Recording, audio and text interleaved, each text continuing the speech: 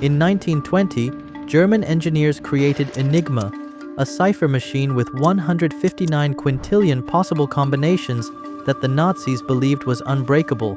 Yet brilliant minds like Alan Turing proved them wrong by cracking these codes with the bomb in just 20 minutes. Today, with modern computing power, breaking Enigma would take mere seconds. But weirdly enough, some ciphers continue to resist all attempts at decryption, even with our most advanced technology. This video explores 5 of history's most mysterious ciphers that remain unsolved to this day. But before diving in, if you're into uncovering the world's greatest mysteries like I do, make sure to hit that subscribe button and bell icon to stay in the loop for future videos. Now, let's begin our journey. Take a look at this strange manuscript. What you're seeing is a cipher that has stumped experts for over a century. The story begins in 1912, when Polish book dealer Wilfred Voynich discovered this unusual manuscript in an Italian Jesuit library. It was a lavishly illustrated codex filled with strange botanical drawings, astronomical diagrams, and most intriguingly, page after page of flowing text written in an unknown script. Dating from the early 15th century, specifically between 1404 and 1438, the manuscript consists of approximately 240 vellum pages. The most distinctive feature is its writing system, an elegant flowing script composed of 20 to 25 unique characters that appear to follow consistent patterns similar to natural language, yet correspond to no known writing system from human history. The manuscript's contents are organized into 6 distinct sections, each with its own peculiar characteristics. The largest portion appears to be a herbal, featuring detailed illustrations of unidentifiable plants. Other sections include astronomical diagrams, what seem to be medicinal drawings, and a series of illustrations showing small female figures bathing in elaborate networks of interconnected pools. What makes the Voynich manuscript particularly fascinating is its statistical properties. The text exhibits many characteristics of genuine language, consistent letter frequencies, word patterns, and linguistic structures that suggest it's not random gibberish.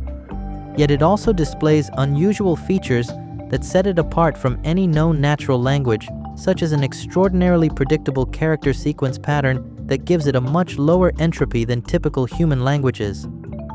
Over the decades, the manuscript has attracted attention from some of the world's foremost cryptographers. During both World Wars, renowned codebreakers William and Elizabeth Friedman attempted to crack its code.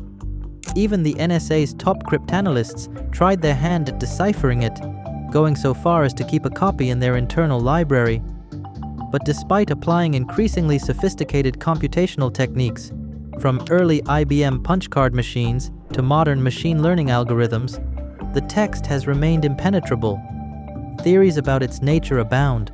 Some researchers believe it's encrypted text in a known language, while others suggest it might be an unknown natural language, or even a constructed one.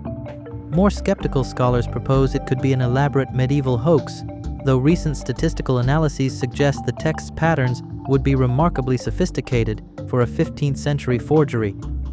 Today, the manuscript resides in Yale University's Beinecke Rare Book and Manuscript Library, where it continues to challenge researchers.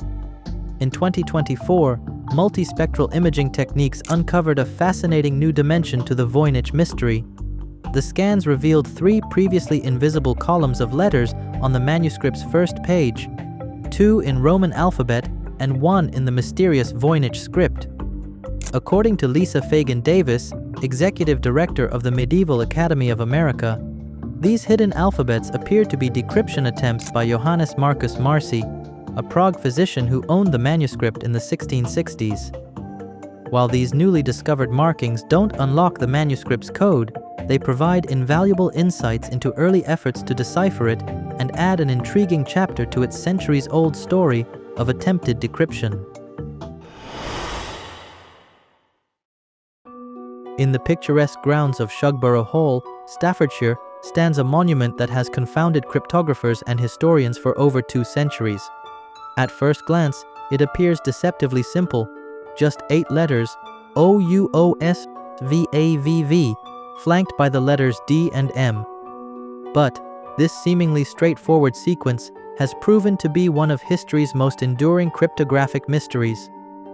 In the mid-18th century, Thomas Anson, a member of the British Parliament, commissioned the Shepherd's Monument. At its heart is a relief depicting Nicolas Poussin's famous painting, The Shepherds of Arcadia, showing 3 shepherds and a woman gesturing toward a tomb bearing the Latin inscription, Et in Arcadia ego, meaning I too am in Arcadia. But it's what lies beneath this classical scene that has captured imaginations for generations. These flanking letters, D and M, are particularly significant in Roman funerary traditions. They typically stood for dis manibus, or dedicated to the spirits, suggesting a memorial purpose. Yet this connection only deepens the puzzle. Why encode a memorial message in such an elaborate cipher? Over the centuries, the inscription has attracted an extraordinary cast of would-be decipherers, including luminaries like Charles Darwin and Charles Dickens. One of the most compelling interpretations suggests it's a tribute from Admiral George Anson to his deceased wife, encoding this Latin phrase, meaning best of wives, best of sisters. A most devoted widower dedicates this to your virtues. However, Latin scholars have noted problems with this construction's grammar and casted doubt on this otherwise touching explanation. Other theories venture into more mysterious territory. Some researchers connect the inscription to the biblical book of Ecclesiastes, suggesting it encodes, "Vanity of vanities, saith the preacher, all is vanity." More recent interpretations have proposed everything from secret geographic coordinates of Spanish treasure to complex mathematical relationships with other historical sites. The monument's connection to Poussin's painting has led to even more intriguing speculation, particularly following the publication of The Holy Blood and the Holy Grail and the Da Vinci Code. These works suggested links between the inscription and the secretive Priory of Sion, proposing that the code might conceal directions to the Holy Grail itself. But despite advanced cryptographic analysis and centuries of scholarly attention, the Shugborough Inscription maintains its silence. Unlike the Voynich Manuscript with its thousands of unknown characters, we're looking at just 8 letters. Add in some historical context from the monument and its surroundings, and you've got everything you need to potentially crack this centuries-old mystery. In fact, Shugborough Hall still receives multiple new attempts at cracking the code every week from people around the world. So for those fascinated by cryptography, why not take a crack at it yourself? Who knows? You might just be the one to finally solve what countless others couldn't.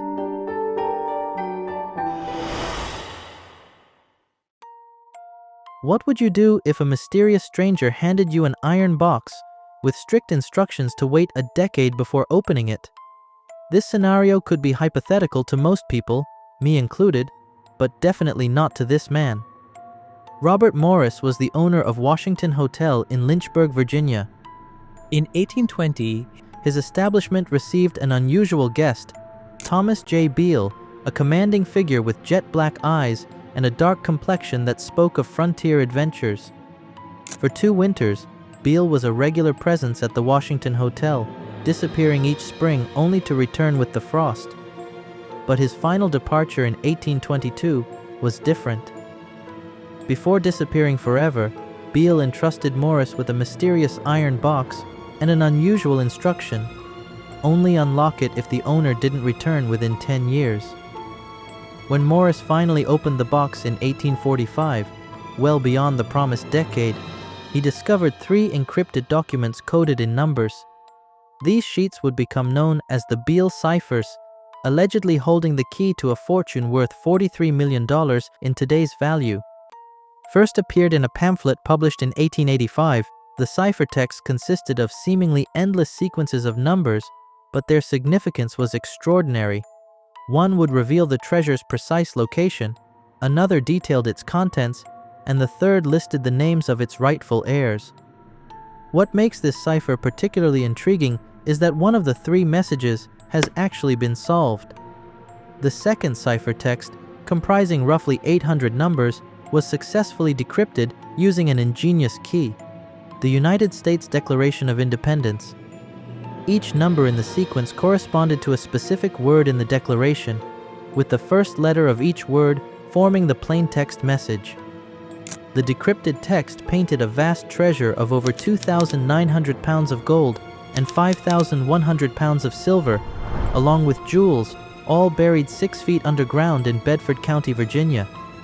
Yet the two remaining ciphers, including the crucial one revealing the treasure's location, have resisted all attempts at decryption. But the cipher's endurance has also bred skepticism.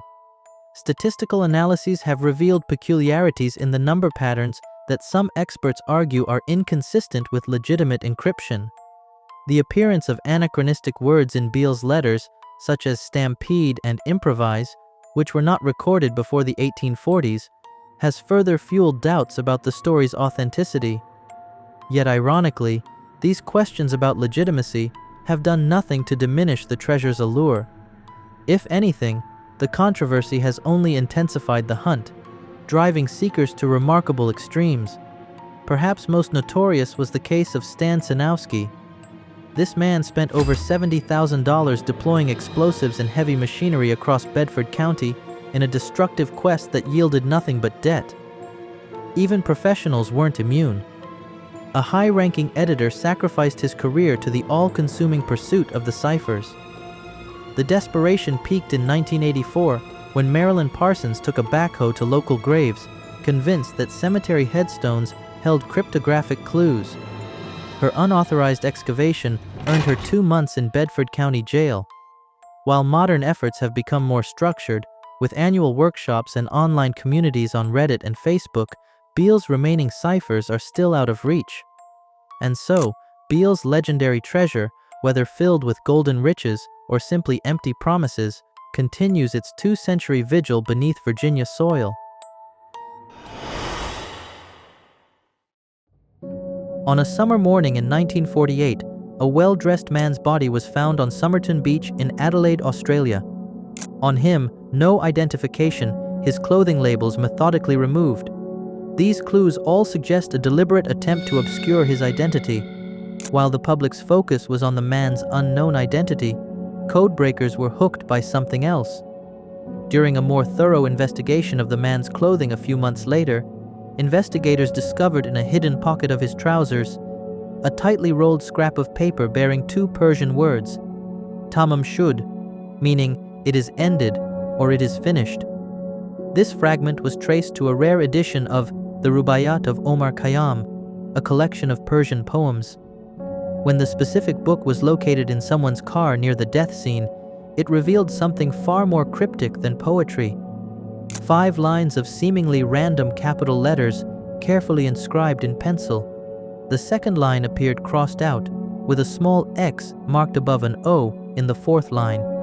Even more curiously, the W's at the beginning of the 1st and 3rd lines were written in a way that could be interpreted as M's, and the final S had a distinctive line through its center. For over 7 decades, professional cryptanalysts, including military codebreakers who had worked on wartime encryption systems, have been unable to extract any meaningful message from these characters. One theory suggested the book itself might be key to decoding the message, a technique known as the book cipher or Ottendorf cipher, historically used in espionage. However, the original book's disappearance in the 1950s made verifying this theory impossible. In 1978, Department of Defense cryptographers concluded that the text's brevity made it statistically impossible to verify any proposed solution. Later, in 2014, computational linguist John Rayling's analysis strongly suggested that each letter likely represents the first letter of an English word, but found no matching pattern in surveyed literature. This implies the text might be a form of personal shorthand rather than a traditional encryption method, making it impossible to decrypt without its specific context. The case took a significant turn in 2022 when DNA analysis finally identified the Somerton man as Carl Charles Webb, a 43-year-old engineer from Melbourne with an interest in horse racing and betting. This revelation prompted new theories about the cipher's nature. Some speculated it might contain horse betting information, given Webb's gambling interests. Others still maintained their belief that the Somerton man was a Soviet spy.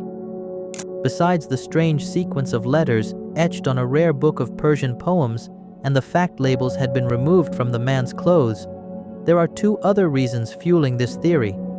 Firstly, Adelaide is in proximity to two sensitive sites, the Radium Hill uranium mine and the Woomera Test Range military research facility. And secondly, there was a mysterious relationship involved in the case.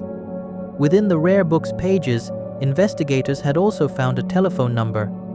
Calling it led them to a nurse named Jessica Thompson, who lived about 400 meters north of the location where the body was found. Though she denied any connection to the deceased, her reaction upon seeing a plaster cast of his face, nearly fainting and refusing to look at it again, suggested otherwise. She maintained this denial until her death in 2007, though her daughter later revealed that her mother had indeed known the man's identity. Did she lie to the police? Yes, she did. She told the police that she didn't know who he was, and certainly I know nothing.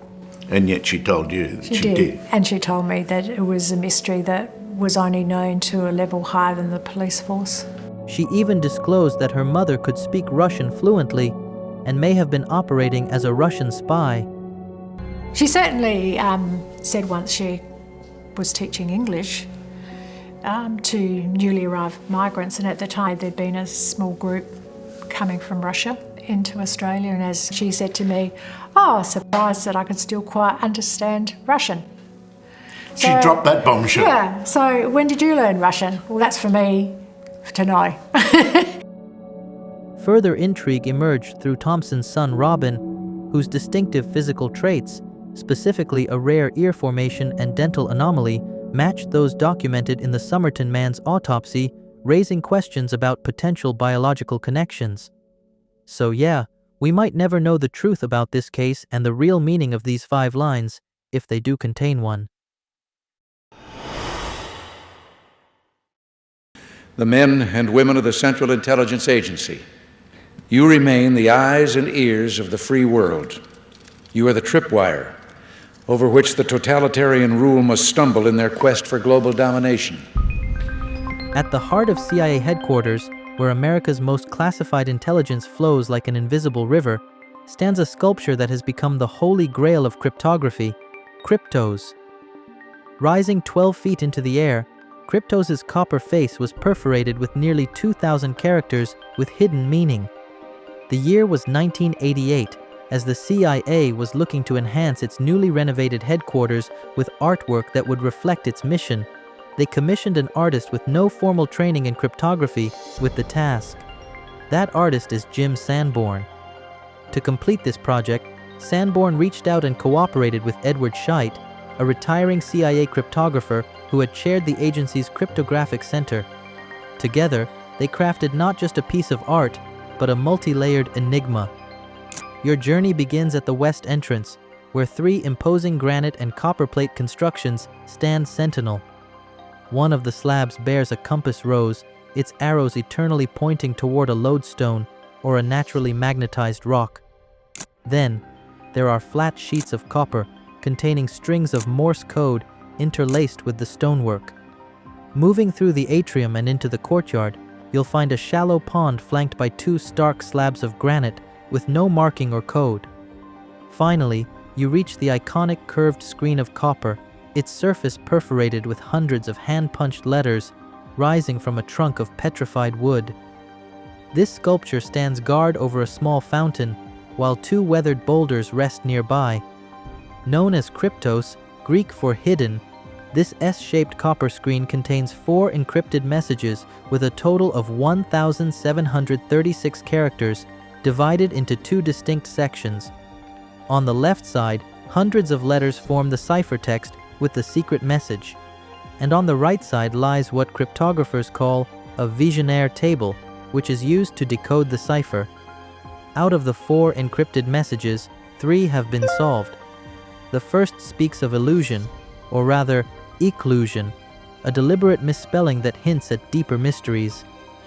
The second message reads like a spy novel, with coordinates pointing to a location on CIA grounds and cryptic references to W.W. or William Webster, the CIA director at the time.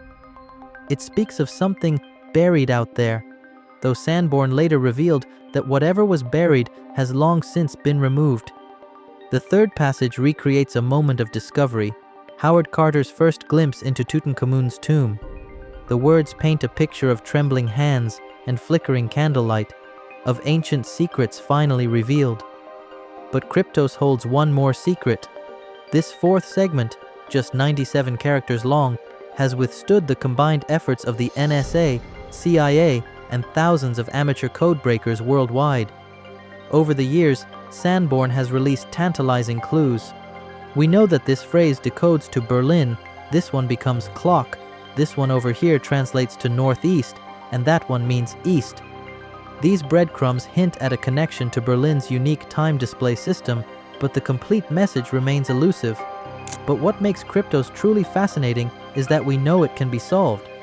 Unlike historical ciphers, where solutions may have been lost to time, the answer to Kryptos exists. The code itself is in a safe deposit box. That's pretty much where it stays. He even told the New York Times in 2020 that if the code is not broken when he dies, the secret will be put up for auction, ensuring the mystery won't remain eternal. As the sun sets over Langley each evening, Kryptos casts its shadow across the CIA courtyard, and somewhere in those 97 characters, a truth remains hidden, at least for now.